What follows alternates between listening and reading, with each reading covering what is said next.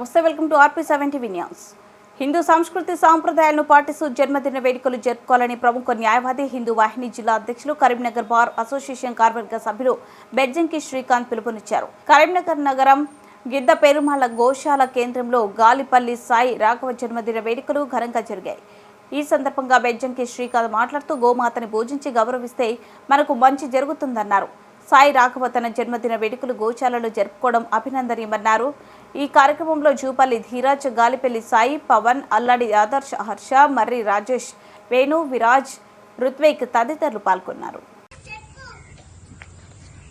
జై గోమాత, జై గోమాత, జై జై గోమాత, జై జై గోమాత.